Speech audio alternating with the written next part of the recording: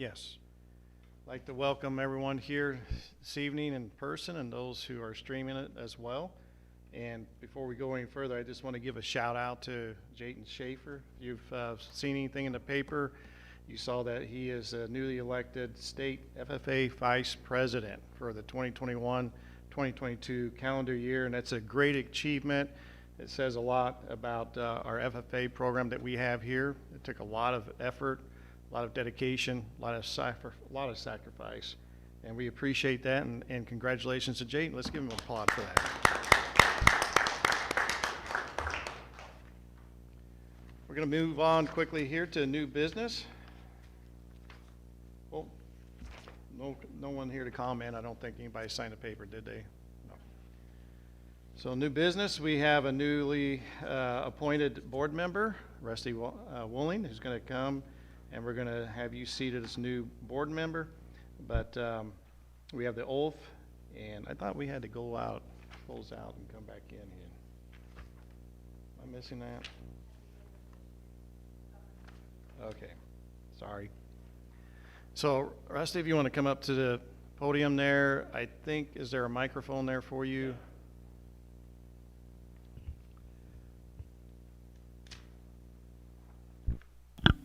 So all newly elected board members will now will repeat the official oath for board members, and you'll repeat after me, and then we'll go through, and then we'll go into the new business. So please repeat after me. I, Rusty Wooling, do solemnly swear I, Rusty Wooling, do solemnly swear that I will faithfully discharge the duties of the office of member of the Board of Education of Blue Ridge Community Unit School District 18, that I will faithfully discharge the duties of the office of member of the Board of Education of Blue Ridge Community School District 18, in accordance with the Constitution of the United States, in accordance with the Constitution of the United States, the Constitution of the State of Illinois, the Constitution of the State of Illinois, and the laws of the State of Illinois to the best of my ability. and the laws of the State of Illinois to the best of my ability. I shall respect taxpayer interests by serving as a faithful protector of the school district's assets, I shall respect the taxpayers' interests by serving as a faithful protector of the school district's assets. I shall encourage and respect the free expression of opinion by my fellow board members and others who seek a hearing before the board while respecting the privacy of students and employees. I shall encourage and respect the free expression of opinion by my fellow board members and others who seek a hearing before the board, while respecting the privacy of students and employees. I shall recognize that a board member has no legal authority as an individual, and that decisions can be made only by a majority vote at a public board meeting. I shall recognize that a board member has no legal authority as an individual and that decisions can be made only by a majority vote at a public board meeting. I shall abide by majority decisions of the board while retaining the right to seek changes in such decisions through ethical and constructive channels. I shall abide by majority decisions of the board while retaining the right to seek changes in such decisions through ethical and constructive channels. As part of the Board of Education, I shall accept the responsibility for my role in the equitable and quality education of every student in the school district. As part of the Board of Education, I shall accept the responsibility for my role in the equitable and quality education of every student in the school district. I shall foster with the board extensive participation of the community, formulate goals, define outcomes, and set the course for Blue Ridge. I shall foster with the board extensive participation of the community, formulate goals, define outcomes, and set the course for Blue Ridge. I shall assist in establishing a structure and an environment designed to ensure all students have the opportunity to attain their maximum potential through a sound organizational framework. I shall assist in establishing a structure and an environment designed to ensure all students have the ability to attain their maximum potential through a sound organizational framework. I shall strive to ensure a continuous assessment of student achievement and all conditions affecting the education of our children in compliance with state law. I shall strive to ensure a continuous assessment of student achievement and all conditions affecting the education of our children in compliance with state law. I shall serve as education's key advocate on behalf of students and our community school to advance the vision for Blue Ridge. And I shall serve as education's key advocate on behalf of students in our community's school to advance the vision for Blue Ridge, and I shall strive to work together with the district superintendent to lead the school district toward fulfilling the vision the board has created, fostering excellence for every student in the areas of academic skills, knowledge, citizenship, and personal development. I shall strive to work together with the district superintendent to lead the school district toward fulfilling the vision of the board, the vision the board has created, fostering excellence for every student in the areas of academic skills, knowledge, citizenship, and personal development. Thank you. And as much as there is no further business to come before this board, a motion for adjournment, sine die, is needed. Need a motion, a second, to adjourn the meeting, sine die, at 7:06 p.m. Kenna? Francie?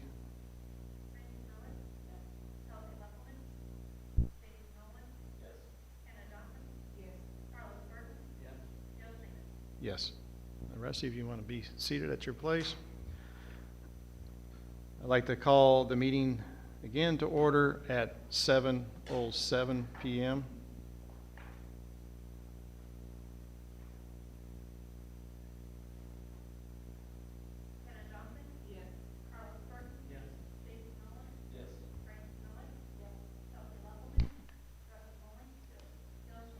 Yes. All right, moving on to presentations. We have the Blue Ridge Athletic Department represented here tonight. So, Evan, the floor is yours. Yeah. Yeah, you got to use the mic too, because. Good evening. We'll start back in the fall after, I guess, 4. There we go. After 4 times of rescheduling all schedules with officials, we finally got some sports in this year. Golf being in the fall, so we'll start there. Myron Schroeder takes over as head golf coach for Lynn Hawkins. Jared Kyle still assists. Still garnishing pretty good numbers in both, especially in girls golf. They're back-to-back LPC champions. At least this year, we had more than one school competing, so there's 3 schools in that tournament. So for the second year in a row, we were Lincoln Prairie Conference champs. For football, it's first year of 8-man. Coach Bob Sutton retires after this year. Matt Schubert takes over. Dave Kramer still assists. We finished with a 1-4 record. Starting 8-man this year, I think, is a good move for us. It looks like a couple lean years maybe with numbers, but after that, we anticipate the numbers spiking up. Around 28 to 30 schools in the association, and it's still growing. So they let a couple new schools in just recently. Colby Kramer was first team all conference on defense, and Caleb Southern was nominated to second team punter. Marty Price, still soccer head coach with Shannon Flanell, finished with a 3-5-4 record, so 4 ties. We did have a few games canceled due to weather. Volleyball, a little low in numbers this year with 16, but our JV still salvaged the season at 7-6 with a winning record, and our varsity at 11-4. There was a 10-day span where we lost 5 matches due to COVID mitigations. Gracie Schaefer was nominated for the second year in a row as a first-team LPC member. That's only one of 7 in our 12-team volleyball conference. That's quite an accomplishment. And Nadia Beadle was nominated for the second year in a row for the second-team LPC. Gracie Schaefer was second-team all-area volleyball team. News Gazette, Nadia Beadle, and Jenna Mazingo were also recognized in the News Gazette All-Area Honorable Mention. Gracie was also mentioned in the Honorable Mention State Top 100 as a sophomore. Moving on to boys basketball, Chad Akery took over for Brandon Martin, and Brandon Shaw took over as the assistant. Started out 13. I think we ended with 11. We did not have enough to field a team. JV team anyway. We had an 0-9 record. We played a conference-only schedule. Hoping to get more numbers out this year if possible. Notables were senior Victor Reynolds and junior Anthony Thompson for being selected as the News Gazette Honorable Mention for basketball team. Girls basketball, Kenny Hanshoe takes over for Mindy Whitehouse, has done a tremendous job, especially with this youth camps and junior high and high school camps. Again, we're looking for more participation with our girls basketball players, teetering on that line of not having a season, but we're optimistic. Jacqueline Pearl was LPC Honorable Mention and News Gazette Honorable Mention, and even an honorable mention in our conference is an accomplishment because some of the teams, depending on how they fall with basketball, volleyball, et cetera, you might only have 4 or 5 honorable mentions. You still have to have 2 nominations to even get on the honorable mention list. So it's not like each school is awarded, an honorable mention nominee, even if they don't have one. So our boys did not receive any. Boys track, Dave Kramer for 2nd year in a row has done a great job. Is still competing, has Cole Pemble that qualified for state and long jump. So we wish Dave and Cole luck. On Thursdays, they go to Eastern. Girls track, we finished with a 25-11 record overall with 6 kids. So 6 kids, 4 events. We accumulated a lot of points and did very well. We finished 3rd out of 11 teams in the Lincoln Prairie Conference meet and 5th out of 14 teams in our sectional at Bloomington Central Catholic. So we had a pretty good showing with our athletes. Alexis White breaks a high school girls high jump record at 5 feet 3 inches, or any jumps or long jump, triple jump, high jump, any jumps or even throws are converted into meters now. Gotta love metric. So that'd be 1.62 meters. Alexis White qualified for state in the high jump at the Bloomington Central Catholic sectional, and Phoebe Reynolds qualified for state in the long jump. Baseball, Coach Chad Akery takes over for takes over for Brian Sparks. Jeff Zog assists. We had 14 out. They finished with a 3-12 record, had a couple games that were pretty close. That could have went either way. Girls softball, we had 10 out, but it was a good 10. Finished with a 13-6 record, lost in the regional finals. Chris Roy just resigned due to increased work demands, so we're looking for a qualified coach there. Notables, Ashlyn Voiles was selected the first team LPC, Avery Place and Sydney Evans, second team LPC, and Farrah Michaels, honorable mention LPC. Boys baseball, the conference meeting is actually Monday the 21st, so we don't have any nominations or will not know that till next week, obviously Monday night, or the press release Tuesday morning. Going back to Scholastic Bowl, most of our matches were held virtually this year through a Discord medium, so that was interesting, but with some connections, we figured out how to participate in some super competitive tournaments throughout the state and host a lot of virtual matches ourselves. DeLand, Cerro Gordo, even schools like Mendota, or just networking with coaches throughout the state that I know. We still had a conference schedule, which I was in charge of. We finished with a 36-17 record. All but 5 matches were virtually. They opened up in-person competition during regionals, which we hosted for the 9th year in a row, and sectionals, which we hosted for my first time here. Sammy Bogren was nominated for first team LPC, and the team overall tied varsity-wise for second place in the LPC out of 11 teams. The JV had a 9-3 record, as I indicated. So overall, it was a pretty good showing by our quiz bowlers. And I made a note of that during honors night.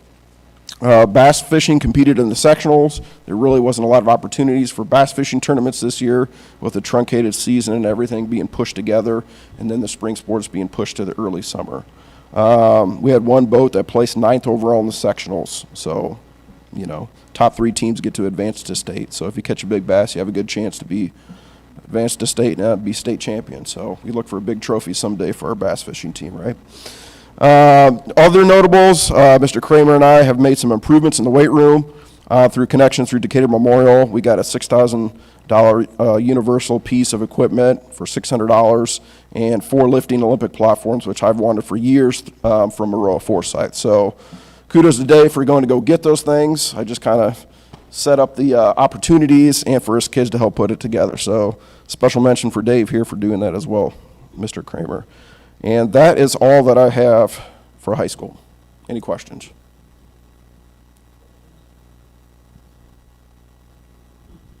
And I do have the junior high athletic report. Yes. Yeah.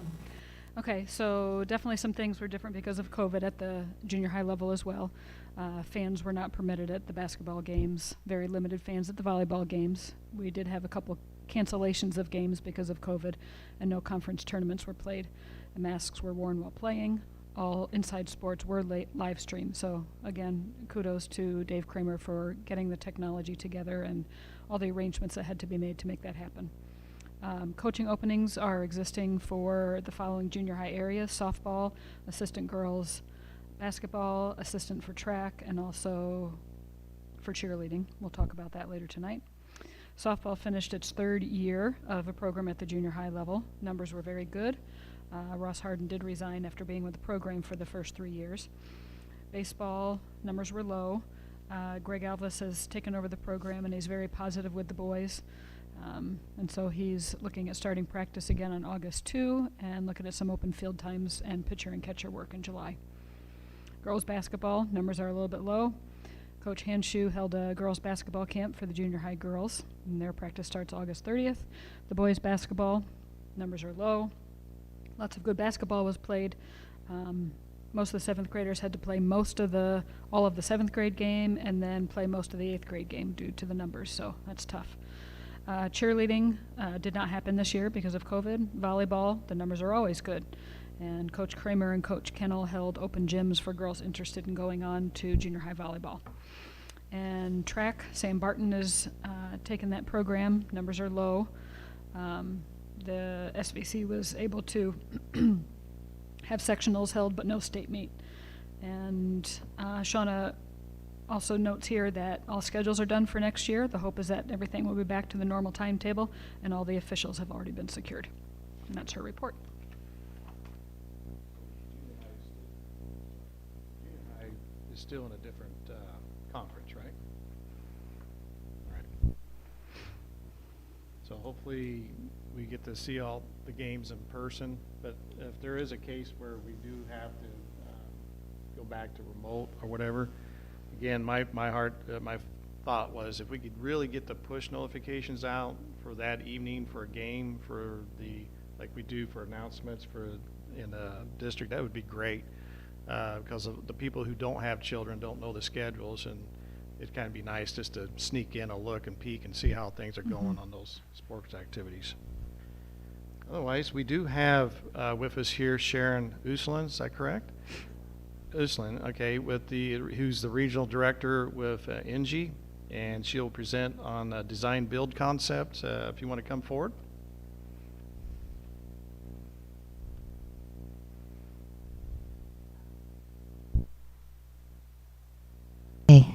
Well, I wanted to talk tonight about an opportunity for the school district that we would like to offer, which is a no-cost opportunity assessment. And in Illinois, you have a couple different ways that you can go about modernizing your facilities. One of them, which everybody seems to be familiar with, is the traditional low-bid approach. And we offer an alternative approach to that. And the way that we go about working with school districts is that because this is often new and different, we do a no-cost opportunity assessment so that you can get a feel and a flavor for what it might be like if you were to proceed with a turnkey, and somebody mentioned design build. It's very much like a design build where we handle everything from start to finish. But before you can make that kind of a decision, it's always good to get a good picture of what it might be like. And so what we're going to talk about tonight is that opportunity assessment and kind of open it up for questions to you. In your packets there, you have many examples. I've been doing this for 17 years now, and I've partnered with over 32 school districts to do this, and every one of them started with this no-cost opportunity assessment. They got a chance to take a look, see what it was like, and then they did decide to proceed with NG in doing a project. And a lot of them are right around here. You mentioned that I think you're playing sports against many of them, Mendota, and DeLand, Weldon, and BMent, Central A&M, Riverton, lots of others. And you'll see a very wide variety of scope of work. It could be anything from roofing to building envelope, windows, floors, science labs, locker rooms, restrooms, HVAC, electrical, plumbing, you name it. So with that being said, the idea is, it looks like there's something in the way. My calendar or something is in the way.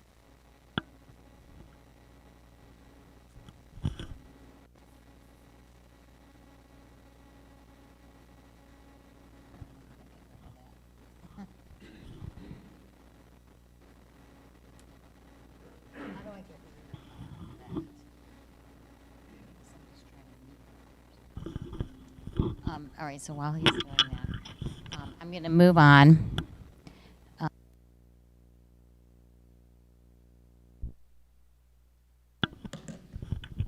There are a variety.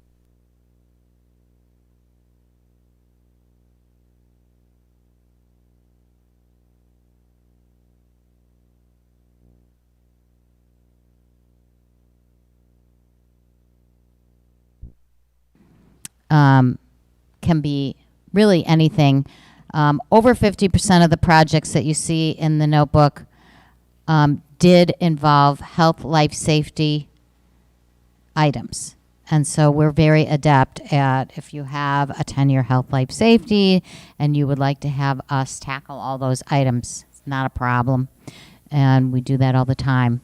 So what we do when we sit down and we have a brainstorming meeting to talk about the no-cost opportunity assessment, we ask you for input. We want to know what your goals are. We want to know what your priorities are. This is a typical list of priorities. The district would like to eliminate the risk and the burden of the traditional low bid approach. So many people always ask me, well, why wouldn't we just keep going the way we're going? Because the traditional low bid approach is fraught with risk and burden to the school district. So you have a superintendent who needs to take their time and focus away from educating kids, dealing with COVID, all the things that tend to burden our administration. You put that burden on a company like NG, and that's all we do is facilities modernization, construction management, design, build, and let the superintendent focus on educating kids. So we take away the burden and we take away the risk. And the traditional low bid approach is fraught with risk of things like change orders, not meeting time deadlines. We remove those risks, and I'll show you that in a moment.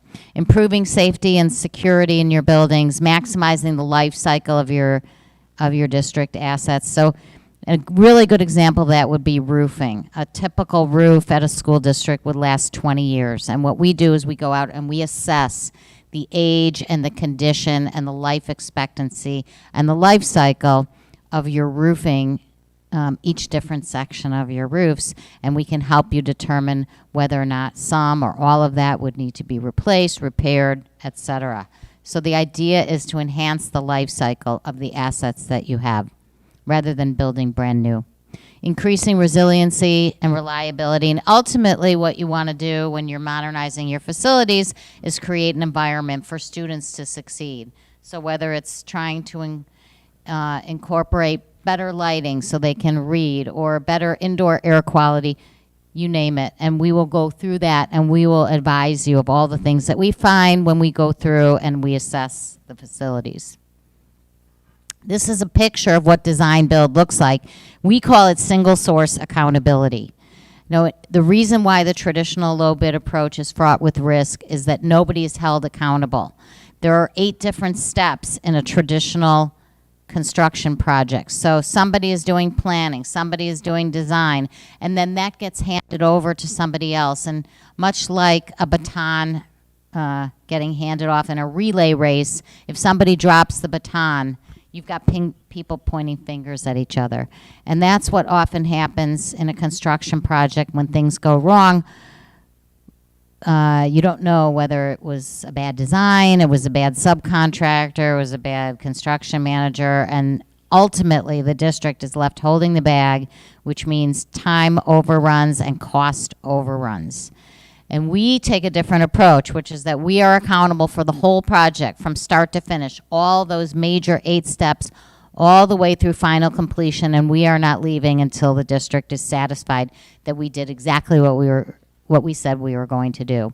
So this single source accountability is really the key, and the reason why everyone on that list in your binder would say, this is why we decided to go with NG. It's a much better approach than the traditional low bid approach.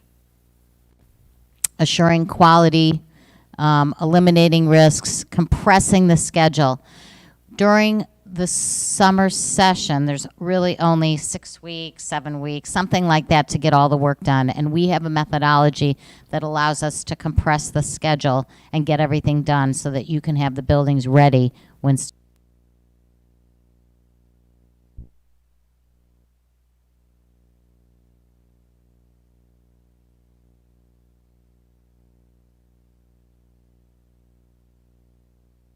2020, um,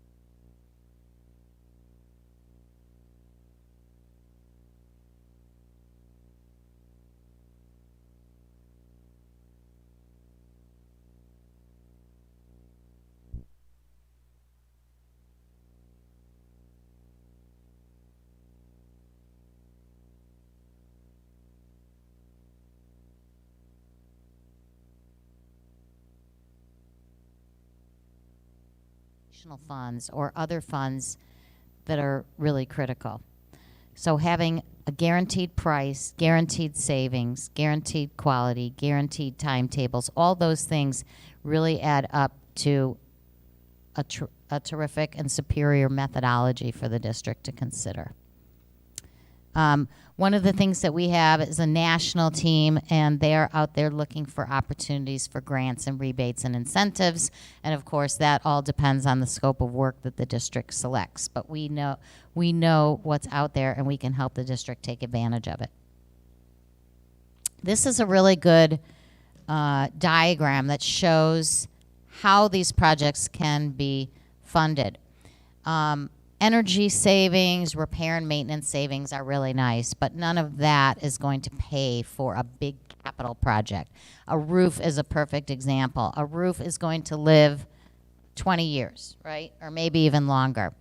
So you want to look at the life cycle of that roof. And when you look at the traditional low bid approach, or what I will call the piecemeal approach, school districts are using that green line typically, and the line goes up because there's inflation and there's additional setup and tear down costs every time you use the piecemeal approach.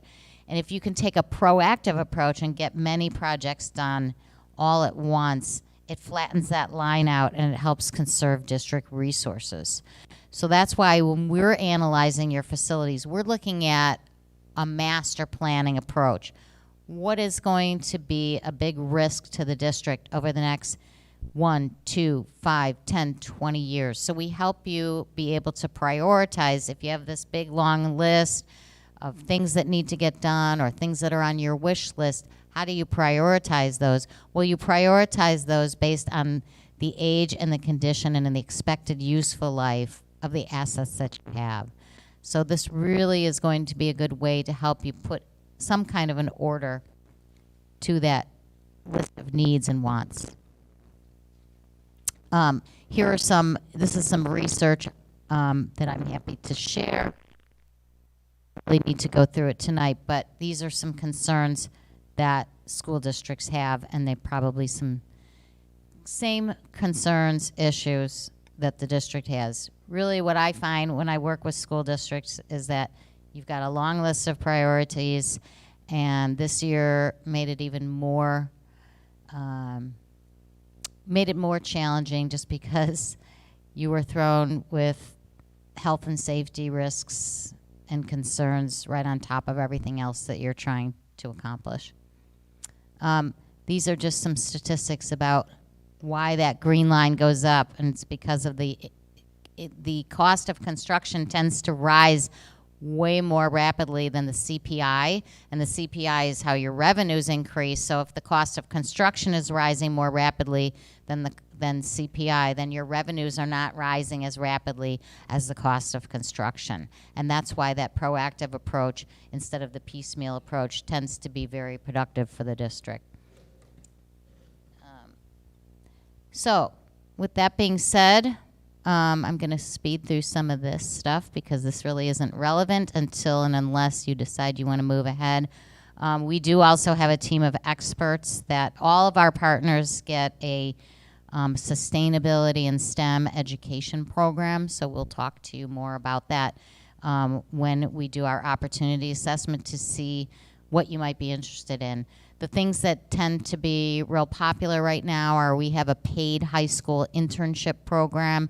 It's 8 weeks. They get paid $14 an hour, and I can show you some examples of those. And they get to learn about careers that they might not otherwise be exposed to. That's ultimately what we would like to get out of the program. I'm going to speed through this. This is on your placemat over there. Okay, so the opportunity assessment. This is what we will come back to you with. It is answering 4 big questions. Why? Why would we do it this way? Hopefully, while we do this assessment, we will be able to give you an executive summary and give you the reasons why this might be a good fit for Blue Ridge. And we could find out that it's not a good fit, and that does happen sometimes.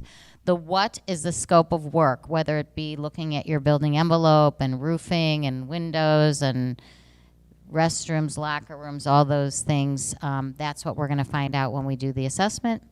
How that is, what is going to be the impact to your budget? How would it be funded? How would it be financed? What kind of savings can we generate, et cetera?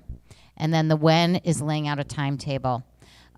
This is a perfect time to start looking at something that might get implemented next summer. So this gives us a perfect amount of time to be able to really look at it and come back and report to you our findings.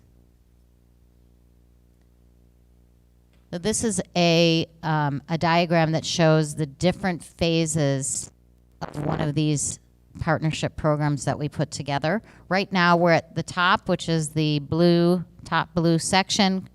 I'll call that exploration. Right now we're just exploring. We have nothing really to share with you specifically about what can be done, but what we would like to do is get you to say, sure, we would like to do an opportunity assessment. We would then come back to you and present our findings probably on 1, 2, or 3 different occasions over the next few months. If you then decide that you think through those opportunity assessment meetings and reports and findings that you think it's a good fit for you and you'd like to proceed, in Illinois there is a process that you have to follow in order to procure our services. There is a formal RFP process that needs to take place. Up at the top it says Illinois Compiled Statutes 519B. If you'd like to read the statute, it will be a good way for you to go to sleep tonight. But I will be happy to share that with the superintendent, and it just explains how the RFP process works. So if you then decide that you want to proceed, that's probably several months down the road, you would put out an RFP and we would submit a proposal to you formally. So we're not there yet, but that's the green section. That's called project development. Once you get through the project development phase, you could even then decide yay or nay that you want to proceed with a project after you get the proposal. And then from there you move on to implementation, which is the light blue. So the implementation would be next summer. All of this other stuff would happen over the next several months. And with that being said, I'd love to open it up and see if you have any questions or comments. You do have the opportunity assessment agreement there, and it shows that there is no cost and there is no obligation, but that we do need to get access to things like bills and looking at the facilities, and we'd like to, of course, have a kickoff and a brainstorming session with you and whoever wants to be involved in it. So Sharon, I guess maybe that clarifies. My question was, I know that we're mandated whenever we have projects that we have to put out for bidding, and that RSP 519B is something that's going to will alleviate that? That's correct. So if you decided that you wanted to proceed with this type of a procurement, so instead of a low bid procurement, this is called a negotiated procurement. And this law, the Illinois Compiled Statutes 519B, sets forth the rules by which that RFP would be submitted. For example, it has to be posted in the Illinois Procurement Bulletin, it has to be out there for 30 days, et cetera, et cetera. So your company would then be negotiating with subcontractors and so forth out there for the work. So it could be locally done, but it'll be through negotiation. That's correct. So you would decide upon a qualified provider that you want, if you proceed with this type of a project. You would select a qualified provider, and then that qualified provider would go about hiring the subcontractors, and we would work with you to determine what those subcontractors are. So you can set forth and say, we want all union, and we want them to be in this region, and we want you to consider this roofing company. So it gives you a lot more control, and it allows you to take the dollars and funnel them back into the local economy, and it helps create jobs locally. That's one reason why we really love it, because it helps create jobs locally. It helps reward the subcontractors that have done a good job for the district in the past. And it also ends up with a higher quality, because if we can work with somebody locally, their response time is better. They have a vested interest in doing a much better job because their reputation is on the line. And that's why the quality ends up being superior for the district. Any other questions? So your company actually, in essence, acts as a large-scale general contractor for the school, large-scale and long-term. You would be finding the subs and essentially taking the bids and negotiating a contract for all of the subcontractors for everything from engineering, architecture, down to plumbing. No, you can select NG as a qualified provider for a specific project. So it could be one project, we do it next summer, and then we move on. So we would not be negotiating forever and ever for you. We don't want to take the place of relationships that you have, like an architect. So we're very engineering and infrastructure oriented, and we don't have architects on our staff because we realize that school districts have an architect of record typically. And so if there's architectural work that would be required on one of our projects, we could partner with your architect, or we could hire somebody else. It's really up to you. Gives you a lot of control over that. So you would determine, once you select a qualified provider, how long do you want that qualified provider to be assisting you? How many projects? Is it just for one project, or do we want to do sort of a phased project approach? It's really all up to you. Does that answer? Okay. Any other questions? All right, appreciate your time, Sharon. Thank you. All right, thank you. All Thanks, right. Sharon. Thank you.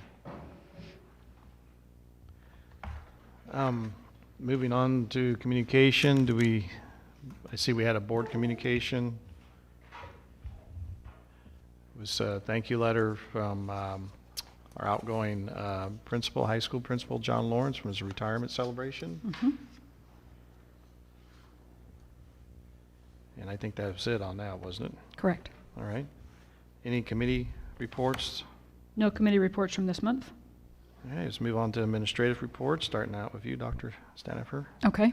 I just wanted to say that summer school is well underway. We have actually just 2 days left, but most action is happening at the elementary building. Really nice to see just about 50 kids at the elementary building. Cut that in about half, or about 25 at Katie's building, and about 12 or 13 here at the high school. So for being a really crazy year, it's been very nice to see the parents' response in a positive way to coming to those programs. The other items that I wanted to highlight tonight would be listed on the agenda underneath. So I wanted to go to the report about HVAC. So in Katie's building, we continue to work in multiple different projects, but we had I guess you call it a mid-project meeting today. There's probably a fancier term for that, with King Lar and also with GHR engineers, Katie, myself, and Greg. The installation of the fresh air units on top of the junior high is going well. They're going to most likely be done first or second week of July. And they call it basically a no-stress no surprise project, and we're just really happy to hear those words. A&K is going from Champaign is going to be doing our insulation on the Daikin units, which we talk about all the time, the 2 existing Lennox units that are on top of that building, and then also the new fresh air units. So they're we're not hearing too much from them with their timing, but they are going to be working on all 3 of those things. So once they start, they're going to be staying for a little bit of time. All the insulation is going to be replaced on the Daikin units that have been up there for a number of years because it's all cracked and in disrepair. Let's see, the malfunctioning Daikin equipment. We've gone through compressor after compressor for the last couple of years, and now we've gone through a couple coils this month, and just earlier this week we got another coil put on top from an issue that happened back in mid to late May. Katie sat in on one of her first meetings with a TMI representative, and we still struggle to try to get to a place where we can say we're at ground zero. We continue to have issues there. I did receive from Brooks, who was our representative. He gave me today a proposal for a preventative maintenance agreement. We had decided a few months ago that we would go with a preventative maintenance agreement. That had been done previously and then stopped, thinking that we perhaps didn't need it anymore. The proposal is for 2 visits a year for the first year and then 1 visit for the second year. And the price for this is $22,770. That's quite a bit for 3 visits. The visits would entail cleaning up some coils, doing some, basically checking under the hood to see how things are going.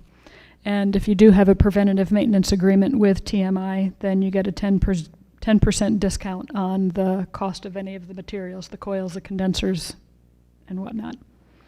So price was a little bit higher than what I had anticipated, and we'll continue to go back and see what they can do working through that price. We hear to be honest, we hear multiple stories about where we are in the process each time that we meet, which is a little bit frustrating because we've been working for months and we haven't gotten to the place of basically ground zero where we're going forward. So that's where we are right now. But you had previously approved, without a cost in front of us, we had previously approved that we would do that preventative maintenance and the insulation. They felt like those were the 2 major pieces that were missing to kind of catch mistakes before they happen. Was GHR representative there at the meeting? No, not this recent meeting. No. Jim Gleason has been present for a lot of conversations and through emails, but he was not in attendance yesterday. What is his thought on that whole TMI situation? He's extremely frustrated that we continue to be frustrated. But we're in so far, it's really hard. It's going to be a huge expense to totally undo what's been done and start all over again. So it's kind of a catch-22. I'm not an HVAC person, I'll tell you that. I've had to learn a lot. I never expected to still be in this same place. I'm thankful that we never had to close school because of an HVAC issue, but we were. I kind of get a feeling that TMI knows that they feel like they got the upper hand on us as a district. I feel like their pricing is ridiculous for visits and their travels. I feel like every time they come and say something, it's always another issue that rises shortly after that. That that's your problem. You didn't watch it right. You didn't do something right. You know, I just feel like they have us over a barrel. And I think it's time, I don't know, through JHR or somebody to find out if there are alternatives. Are there alternatives? Let's find out what their costs are. You look at some of the expenses we've paid out on condensers and replacements, and it's ongoing. Mm-hmm. And we're not the only district that's had issues with tracking. I don't know. It's frustrating. I can imagine sitting in a meeting, it's a waste of time. Yeah. I don't know where to go to or who to ask for help. We did have a conversation months ago about trying to find a local provider, so we didn't have to go back to St. Louis or Chesterfield, Missouri, basically St. Louis company repeatedly because of the drive time. And he said this at the meeting 2 days ago, that they have been unsuccessful in finding somebody local here. So we're just kind of back in the same boat. They told us that we didn't need a lift for the coil, and then they changed their mind saying that we did need a lift, and so they didn't charge us for the lift. But we asked about, well, why did you, if it's an OSHA thing, why did you tell us in the first place that you might not need a lift? And so they said, well, changes were just made yesterday. As of yesterday, we needed to make sure we're doing it this way. I mean, it's hard to keep track of the doings. Yeah. So I'm happy to be in contact with GHR again to see where we go. And then I can communicate with you through email to let you know what Jim Gleason says. Moving on to the Return to Learning Plan for ESSER 3, which is the final federal grant that's coming our way. We're required to do a couple extra steps with each new grant set of monies that we receive. Part of that is to have an opportunity for public comment. So that's what tonight is. We invited the public to come and talk about the current list that we have for ESSER 3 monies. And I'll just quickly say our ESSER 1 monies, $115,212, were spent basically on technology, computer servers, Chromebook replacements, computer docking stations so we could have some of our high school classes work remotely, curriculum for our online learners, our safety equipment from polycarbonate shields to thermometers to PPE to sanitizing supplies. The great majority, if not all of those dollars, have been spent. We're just a couple $1,000s away from finishing up that grant. ESSER 2, the great majority of that was for air quality and maintenance over at the Daikin units and the new fresh air units at Katie's building.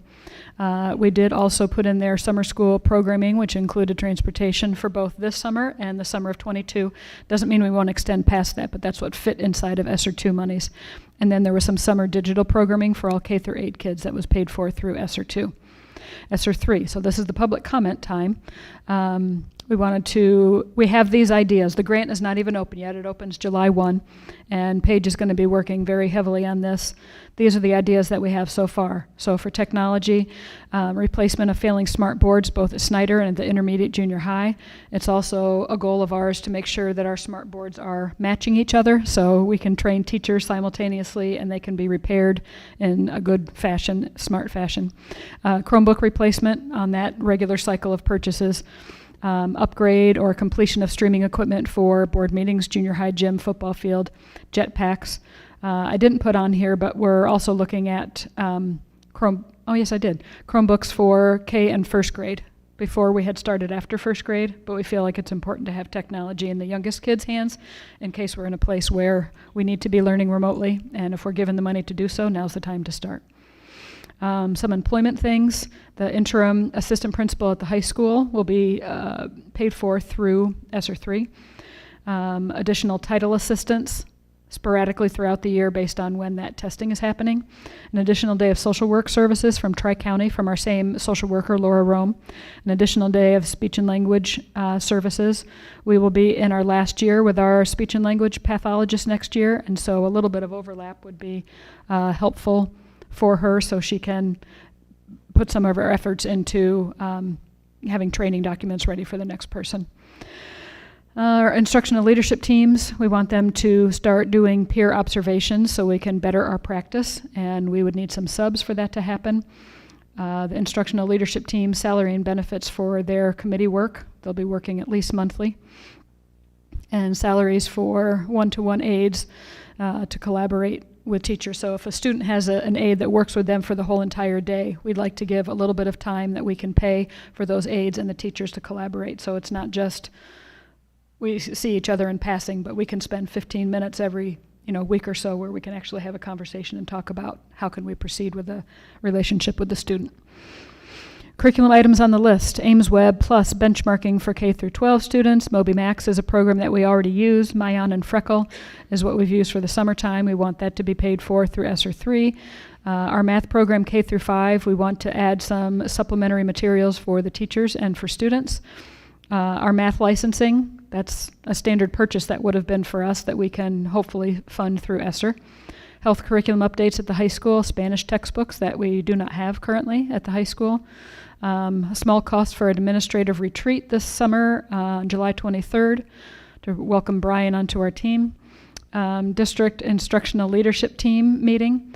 Instructional and math and ELA and SEL coaching from the ROE. We want to work with that intensively this school year. The bridge programming, summer school for the next 2 summers, 23 and 24. I'd like to look at a tutoring program see if we would have interest for an after-school program for some of the grade levels. And then ongoing safety and PPE. We've ordered a sneeze guard for the for the Snyder cafeteria serving line. And then continuing sanitation supplies. So does anybody have any other ideas that they would like to bring forward or any thoughts about what's on the list so far?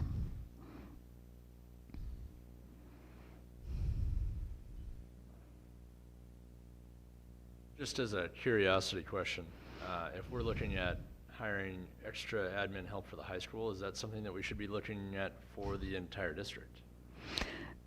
Good question, and we've kind of gotten to some of those questions in the last month or two. Having 2 people at the high school this year, they typically overlapped 1 day a week. They were running like crazy to try to keep up with what needed to be done. There were a lot of new components going on to teaching and learning this year, but they were extremely busy. Knowing that we have a new principal coming in, the work that was done by Lois and Mary to kind of get us on track and moving forward during a very tough year, I feel like Mary's going to be a great bonus to add in. She can only work so many days as a retiree. She can work 120 days. It's kind of the thought in the back of my mind. Let's see how that goes and see if we do at some point need to look at possibly an assistant principal who would be shared between the high school and the intermediate junior high. That's a kind of a long-term possibility that I have in my mind. I know some people might look and say, oh, but your numbers are so small. Well, it's kind of like my job in the district office. Yeah, my numbers for the district are small, but I still have all the same requirements that a larger district does, and I don't have the people to help do it. So I wear every hat, and Katie wears every hat. Mary and Lois have been sharing a hat, but so yeah, it's a possibility that we would need to consider that, and perhaps a shared person is where you start. And then you go to the place where, it might be something where we need somebody in each building. I just have a question. I know we have a lot where it shows like these summer school programs, and those are all really great to help kids like maybe get caught up. Is it possible, and it's just like a thought came to my mind, I know some other districts in the area, Montessemore being one, and they're bigger than us, but they offer like some opportunities in the summer that a high school student can take certain courses. Now it's condensed, and they have to really push to get through those, but then it makes it for those students, and it's typically going to be your students that are trying to get more into their schedule. It allows them to get some of those courses out of the way. I know I'm just going to use my youngest daughter as an example. She wanted to do the VACC program. Well, when you do that, you are really restricting yourself on what you can take here. Right. She went into the medical field. She couldn't even take advanced biology because there was no room left in her schedule because of all the required things that she had to take. Like she had to take consumer ed. There were just certain things the last 2 years so we just did like an online biology program. It was basically self-led on her own because I felt it was important that she does some kind of biology her senior year. It just would be nice, like, is that something we could look into? It's like when we're offering these other summer things, again, it would be students wanting to take that initiative to say, hey, I'm going to come in and I'm going to work through some of these, but maybe some of these other programs that we have that, we use right now for like credit recovery and different things. Are there ways that students could come in and do a consumer ed where they're getting that credit in the summer? It just makes, I'm just using that as an example. There may be others out there. Yeah. Where it's like, it just frees up opportunities. I know like for us, she never could take anything in the ag wing. There was no way it could fit in her schedule. There's many other students. I know that students that are participating in band, if you're in band, you're going to be restricted if you do it all 4 years because there's only so much time in the day and everything you have to have just to get out the door. And then if you also want to take Spanish, if you want to do 4 years of it, it's very tough to fit everything in your schedule. And hey, I'd like to take art. Well, there's no way you can play an instrument, take art and take Spanish, you're just, Mhm. you know, you're just screwed in that way. I know our oldest daughter, she dropped Spanish for that reason because she had to give something up, and she was like, well, I hate giving up the things I love. So I don't know, I'm like, is that something we could introduce somewhere? Yeah, I do think that's a possibility at the high school level where you're trying to earn those credits. In another district where I've worked, they've done, either they've done like an early bird, so it's spread out. It's not an accelerated course, it's throughout the year, but it's either done before school, or I guess it could be after school. It's easier before at the high school level. Or then there could be a condensed summer school option. The courses that I've seen that done with are typically social studies courses or a consumer ed.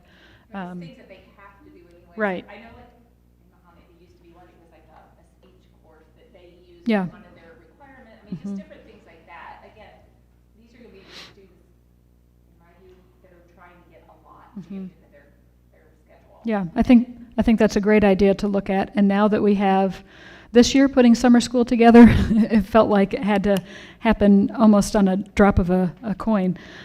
This year we have much more time. We're already talking. I've already talked to probably 4 or 5 of the teachers who are teaching summer school right now, asking, what did you think about the time frame, the length, the timing in June? You know, let's talk about it and let's get it on the books already in September. But I think this would be something that, yeah, we should look into if we could plan that for next year. Or if we did something over the summertime, what about the 22-23 school year of doing, you know, one course as an early bird option? You know, that would be an interesting thing to look at. I made note of that. Anything else that you can think of? To be honest, I have no idea how much what I said would add up to so far. That's what's going to happen next month. Try to figure out if we're close to 911,000 or not. So, yeah, it's a lot of work. So this return to learning plan with the ESSER 3 plans, you know, things itemized in here, this is something that we, like I said, have public comment for. And then within 30 days of receiving any of these funds, we need to have the plan posted on our webpage. So that's what we'll be working on doing over the summertime. The next thing we have is an e-learning plan. There's a draft of one in there. Let me kind of tell you a little bit about that. So a few years ago, the district, before COVID ever happened, the district union leadership was strongly against having an e-learning plan. And so we did not move forward at that time. Then COVID hit, and you had to learn how to teach remotely. You were forced to do that, and guess what? It wasn't so bad. It is what it is, you know, but we found out that we do know how to do that, and we can turn cameras on. We've gotten over a lot of that fear that was a little bit heavy at the time. And so last year when we had cold weather, snow, that kind of thing, because of the governor's disaster proclamation, we could learn remotely as long as we could get meals out.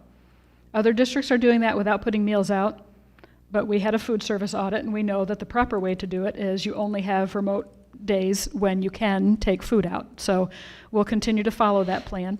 But in order for us to do that, now that we're outside of the governor's disaster proclamation, we have to have an e-learning plan on file, like we could have a couple years ago. These plans last for 3 years, and they have to get approved through the state and through the ROE.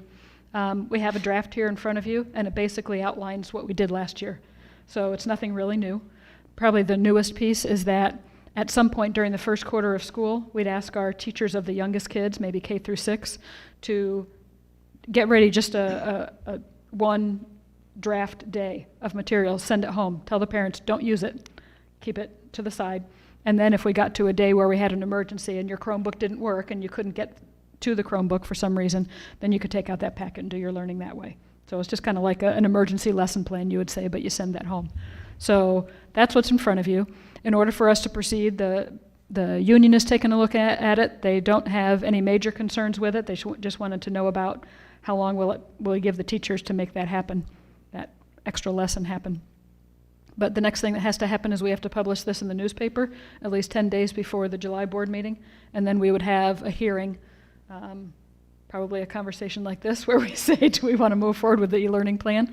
And if you then adopt it, then we go forward to the ROE and then to the state. So is my understanding you can only do this 5 days? Yes. The number of emergency days that you have in your calendar is all you could use this for. So if it was a weather emergency or an HVAC emergency, then you could use one of these days. So Nothing too incredibly new, just kind of documenting it on paper with ROE. So are we good to have a 6:50 PM hearing on the night of our July board meeting, as long as I remind everybody? Yeah. So we can get that hearing done and then move on to 7 o'clock? Yep. Wonderful. Okay, and the last thing on there was American Heart Association. So you had some pretty neat things. So Snyder Elementary had their highest ever donation, $17,812, and they were the highest school for the entire region of this, where this American Heart Association gal works.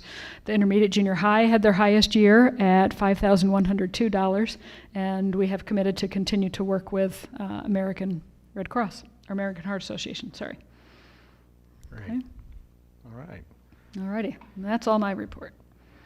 Moving on to administration. Let's see, Ryan's not here, so Katie, you have the floor.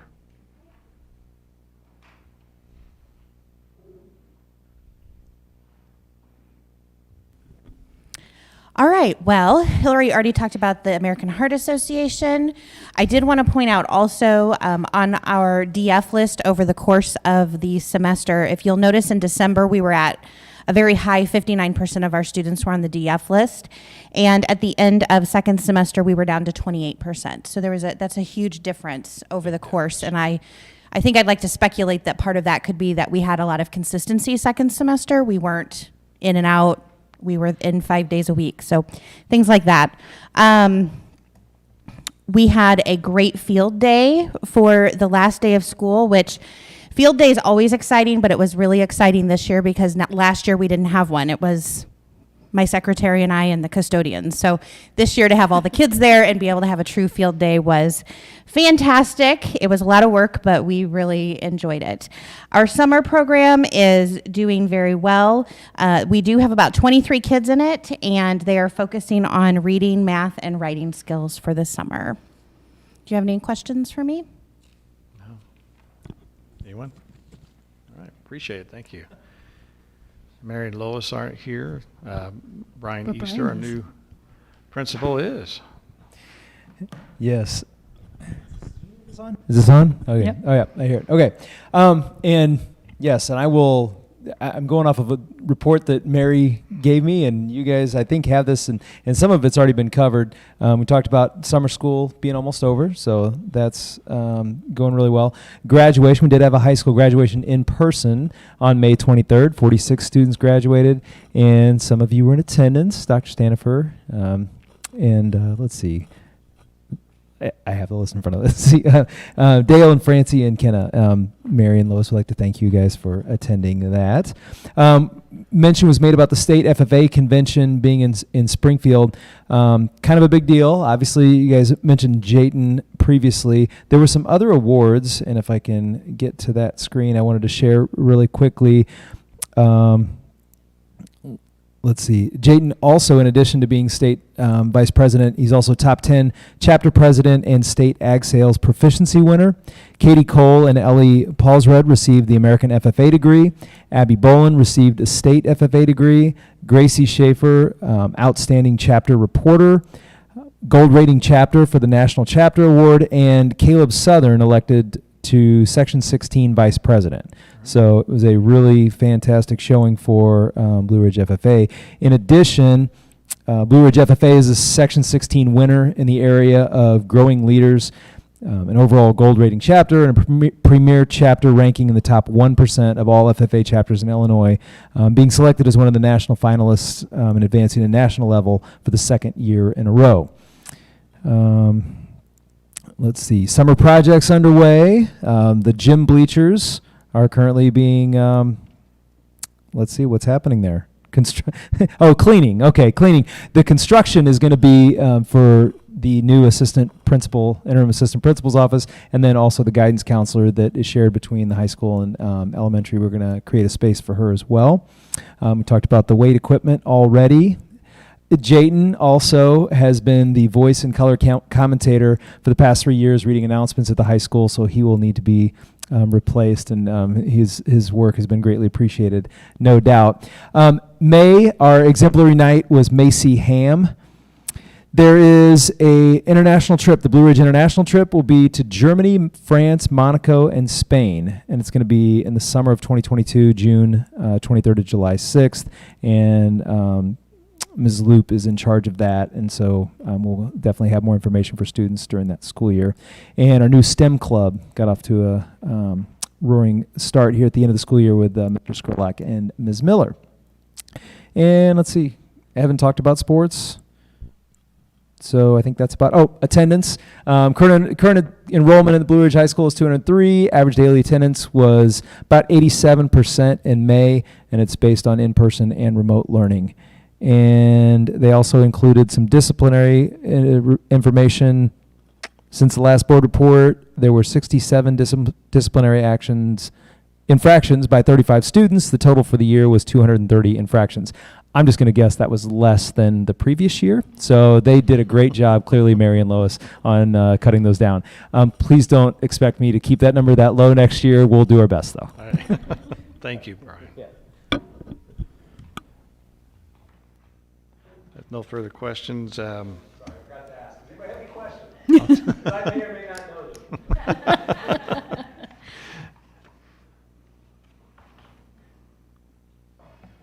The curriculum, you had the reports there, technology, all the other reports, you've had a chance to read through those. It's good to see, Katie, that your computer laptop is no longer on the devices of risk. So I think we're going to move on to... If you don't mind, I have an update from, you had a food service memo in there about a failing dishwasher. So dishwasher at Snyder has had some issues. There's a buildup of gas. They usually get 3 to 4 large bangs when they're trying to operate the dishwasher. You can smell the gas building up. The Hobart tech said it is a gas combustion that we're hearing. They're not able to get any parts for our aged machine. It's more of a safety issue, and we're not able to repair it. And then the exhaust fan for the dishwasher quit working the day before school was out. So Tanya has started to call different companies in to see what they're suggesting for us. I guess the last time a dishwasher was installed at Snyder, they actually had to take the wall down. If you see, there's some different tiling around where the dishwasher is held. That's because of the wall being taken down and then built back up again. So she called in Eichenhauer. Eichenhauer basically said, no thanks, don't want the job, not interested. And then KEC came in, and just today we got a quote for, hold on to your hats, the dishwasher itself would be $21,000. And then there's quoted a soiled dish table, a disposer, a pre-rinse faucet assembly, a clean dish table, labor, second set of labor for $49,000. So the grand total is $92,559 for the dishwasher replacement at Snyder. So I made a few phone calls and talked with one of the ROE gentlemen that kind of coaches with some financial decisions for districts. And we kind of talked through, this is not a project that we would just go out and get estimates for. Obviously, the price is way over the $25,000 limit. But he suggested that an architect would definitely need to be involved and see if we can, his first thought was, can you go without a dishwasher? Well, we've been on paper for all year, but that is a kitchen that services 2/3 of the entire district. So I don't know that the long-term solution is to say you have to go on paper, because I'm not sure how we would be sanitizing pans and all the other equipment that they're working on. It's not just talking about what they serve on, but what they cook on. So we have a big repair in front of us, a replacement, and I think it would be appropriate for me to contact Reef Stack Reed and see if they can come out and take a look, maybe make some suggestions for a modified replacement of a dishwasher, something that would be good for the long run, but maybe not $92,000 worth of good for the long run. Most likely, this could be an HLS amendment, which would be done by the architect, basically saying, would it qualify for health, life, safety funds, of which we do have a fund balance of about $100,000. We didn't use all of we didn't expend everything that we expected to this year. wouldn't have necessarily quite enough to cover it because we'd be increasing our cost by having the architect involved. But my advisor said there's no way that you should be doing this without somebody coming in to tell you what's going on because it's too big of a project. So with that new information today, unless I hear otherwise, I'll go ahead and start work with Reef Stack Reed to see what we can do there. Absolutely. Of the estimate, you want to take a look at it? Yeah. We can do that tonight before you leave if you want. Yeah. Wow. Well, I mean, so the unit that's over at the Schneider, or I mean over at Mansfield campus, This is a quote for the same unit that's over in Mansfield. Hmm. So I don't know if it's a Cadillac version or if it's a, what would you call this, a Gremlin something version. I don't know what we're looking at. So, Yeah. you know, hopefully we've had an established relationship with the architect where the architect could say, you at least need that quality, or no, you bet you can downgrade a little bit, or no, you need to go up a little bit more. But Yeah. I don't feel like we can just say no thanks. I feel like we're getting to know that it's a safety issue, and servicing 2/3 of the district, I don't see how you can say we can't do it. So I'm just thankful that we have ESSER funds that we can push a lot of things horizontally into that grant, and that might allow us to be able to do this without a big difficulty. So what are we going to do by the end of August when school starts back up? Well, this company, if we decided to go with them, if that's what the bid process did, if we got HLS funds approved, if we got those funds approved, the amendment approved, we could move pretty quickly. We might be able to get something in place by August. If not, we're using paper and hand washing things until we can get there, you know? Now, are all that, maybe looking at that would help, because it's like, it sounded like there were a lot of extra things. Are all those extra things? Needed, right? Right, because Yeah. it's like, what do we have, because it sounded like where you put the dirty dishes that you put them in, and then the clean dishes. Mhm. So is what we have currently just, Yeah, those two tables not work? yeah, So that would just- be more to find out, like, what's Mhm. the cost of those? Is that Yeah. like $10,000 for those? And two whose things? opinion do you take about whether we need Yeah. that or not? And so You know? maybe contacting, with having the other conversation, to get some Yeah. input, maybe they'd be able to say, you don't actually Right. need these two things, Yeah. or, you know. What grade of dishwasher and what extra things? Disposal, yeah, we need to have a disposal, but do we need to have a clean table, a dirty table, or do we have Do something? we not already have a clean and dirty table? Right. That would be just- I don't know the answers to all that. This was, I mean, I just got the quote today, so yeah, they might have to be replaced. You hook into it even at home, so my guess is maybe that would make sense, right? Like, when we got a new dishwasher, we replaced our disposal at the same time. Yeah. Because it made sense, but, yeah, some of the other things, and I can see a bid coming in that they're. Of course, they're gonna put everything on it. Everything out there that they Yeah. possibly can, like, Yeah, All right. Thank you. they're like, well, if we get that, they're not using paper plates anymore, they're using that every day. Do we have any volunteers from the board that'd like to go over and help wash dishes the first month of school? No? Brian? I hear my job doesn't have a lot to it, so yeah. Yeah, okay. In your free time, if you're That's right. stress reliever. All right. All right, so we'll move on to approval of consent items here this evening. We need a motion, a second, to approve the consent agenda items listed on attachment A as presented. Carlos? Second. Francie?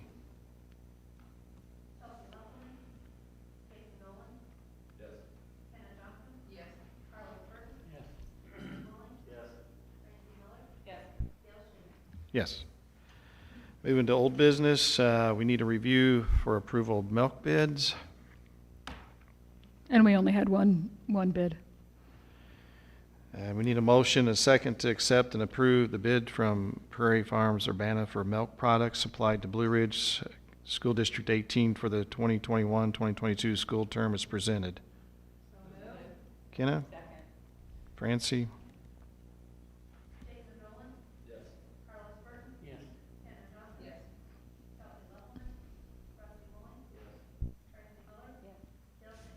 Yes.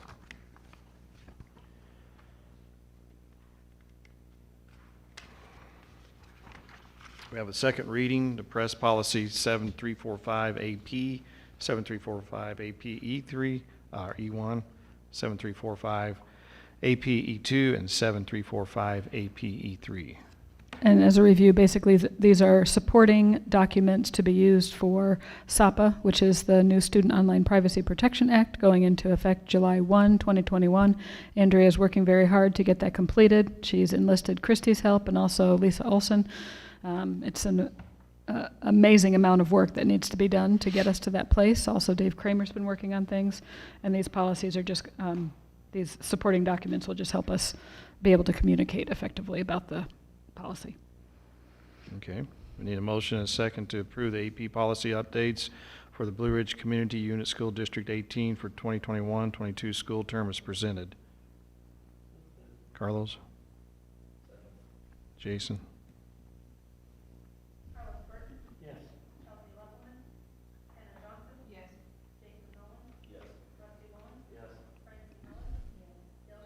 Yes. Moving on to new business, we have an appointment of board member to board committees. We had gone through this at the seating last, and what was it, in April? May. May.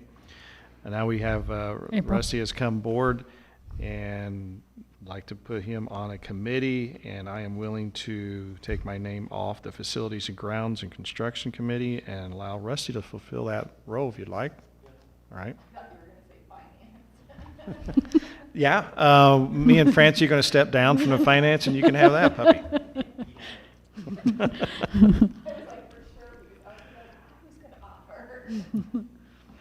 So I would say, can we just make an amendment to the current committees that we were putting Rusty on the facilities committee and taking me off, and everything else is staying the same? Yep. Unless there's another committee that you would like to serve on, Rusty. There's a policy committee that's very cheerful and exciting as well. All right. Okay. If that's the case, then I need a motion, a second, to appoint the following board members to the school of the Blue Ridge Community School Unit District 18 for the remainder of the 2020-21 school term, and 2021 school term is listed, and having put Rusty Wooling on the Facilities, Grounds, and Construction Committee. All in favor? Say aye. No, I'm sorry, I need a motion. Carlos? Second. Kenna? Roll call.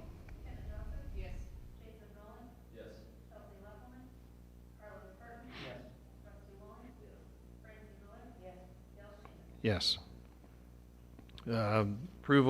Approve purchase of the fuel tanks from FS. Okay, so we had a faulty pump in our regular gas tank, in the diesel gas tank, and they've tried to repair it multiple times. They can't do that, and so we were looking at replacing that tank, decided that with the age of the other one that we would replace both. We went with double wall tanks, or we'd like to go with double wall tanks because they can be moved. With the new office building going in there, we thought that was the best way to go. And those can be delivered almost immediately, and they're going to help make sure that they're in the right location. We will need to work on the concrete support for those, but we'll be keeping ourselves in the fuel consortium by doing this as a purchase instead of a no lease, and that was recommended by Evergreen FS. And with the fuel prices kind of all over the place and very unpredictable right now, we felt like it would be best and most, I would say, honest for a school district to remain in a bidding process for our fuel. So that total cost was $9,000 then for the two tanks total? Yes. Okay. Need a motion, a second, to approve the purchase of fuel tanks from FS as presented. Carlos? Francie?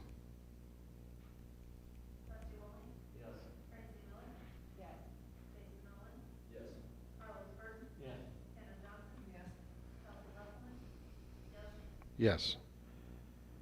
All right, approval of quote for the Burdick, from Burdick for HVAC coil replacement at the Blue Ridge High School. Okay, so we had an HVAC issue that's arisen at the high school in the new gym. It's not funny.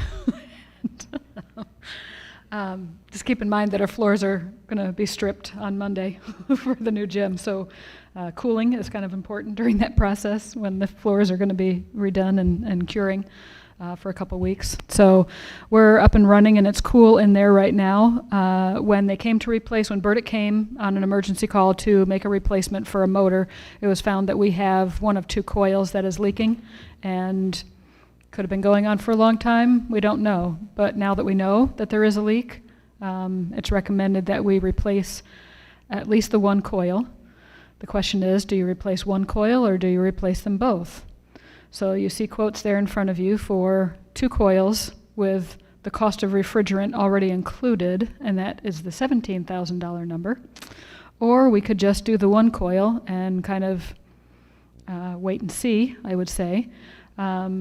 But I will point out that the labor is going to be the same whether they're replacing 1 or 2. So if we do only the 1, then we're going to probably have to pay that labor a second time. So, And this one's a catch-22 because they say that our existing coils are better than the one that they're replacing it with. right, So the quality is going to be less. yes. So why would we want to take one out that's already performing better than the old one, or that would perform better than the new one? I'm kind of, So the labor is the catch there, because the labor would be $51.84. So do you want to pay $5,184 once and hope that second coil lasts? Or do you want to do it all at the same time? how old is the coil? Existing coil that's still good? It could be as long as the new gym has been there. Which So has almost 20 been years. 20 years. That So what do new you gym guys was- think? Are we taking a chance? 20 years is a long time. That's a long time. My only fear is they're both the same age, right? And one of them's got an issue. So if you don't do it now, the next year you're gonna have to do it, and then you just, spend another $5,100 or whatever it is. Maybe they need lesser, I'm always the overly optimistic person, so you need to know that, but maybe they're meaning lesser quality, like these have lasted 20 years and we're only gonna get 12 to 15 out of the next ones. Maybe that's what they mean. Look at any Yeah. appliance nowadays Right. compared to something that was built, there's still refrigerators from 1950 that are working. Yeah. And the one you bought 4 weeks ago is already moved out, Yeah. the material has changed compared to what it was then. Mm-hmm. To me, I think of the advice when you have a garage door spring, right? You don't replace one, you replace them both. I mean, they're at the same age. 20 years. That's a pretty long time. So if we only replace one coil, it's 85, 86 plus refrigerant, Yeah. $50 And, a pound. yeah, and we don't know. If It, we have to do that, and if we actually need 120 pounds of that. $6,000. $6,000, uh-huh. so we realistically could spend, over $14,500 for one coil. Uh-huh. Why would we spend $2,500? I mean, when you look at it that way, it's a no-brainer. Yeah, for But if 3,000 one coil more. costs us, less than $3,000 more, we've got 2 new coils. Mhm. And I'm assuming there is gonna be some sort of warranty on, because then what if a year from now, that other one goes out, we're gonna be spending another $14,000. Do they also have the ability to have both coils right now? I have not heard that they don't. Does say equipment liabilities and warranties do not extend to any defect, malfunction, or failure caused by or resulting from improper service, maintenance or repair, abuse, neglect, accident, corrosion caused by improper water chemistry, lack of water, or any other cause beyond the control of Burdick Plumbing and Heating. So if it's our fault, it's on us. So they committed to have the work done within a time frame if we went with this, right? I don't know if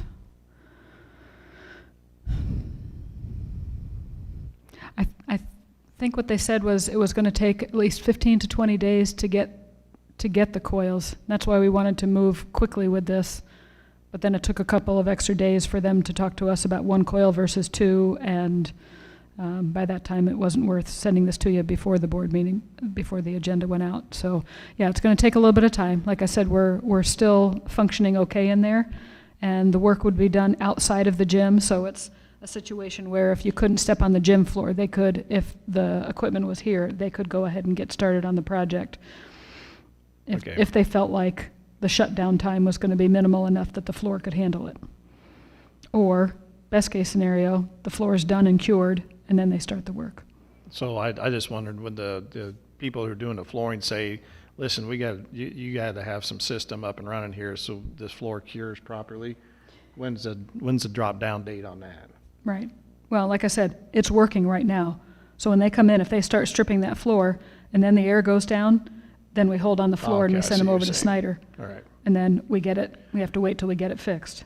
That could be a problem because we've had our gym floor scheduled for a long time. And if we push them back any amount of time, we could lose our schedule and then have a hard time getting people back in there. So everything has to go perfectly. So if we're ready to move on this and we want to say 2 coils tonight, then let's approve it. And then in the morning, Greg will be in contact with them and we'll get the order started. And best case scenario, the floor will get done safely and then we'll get the coils changed out.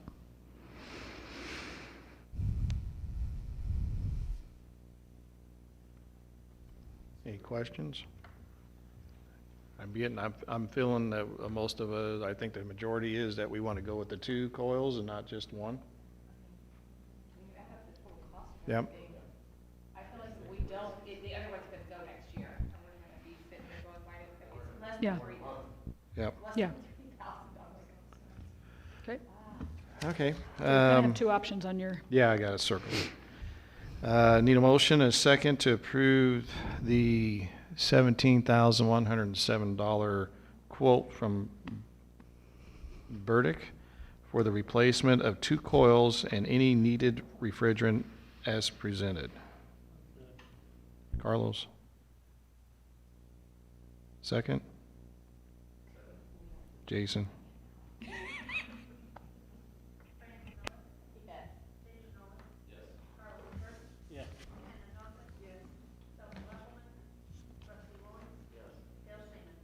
Yes. You want to call Greg real quick before we go into closed session? Tell him to get the call going out? That's close enough. We need a motion and a second to move from open session to closed session for the purpose of appointment, employment, compensation, discipline, performance, or dismissal of specific employees of the district, ongoing, pending, or probable litigation at 8:27 p.m. Carlos? Kenna?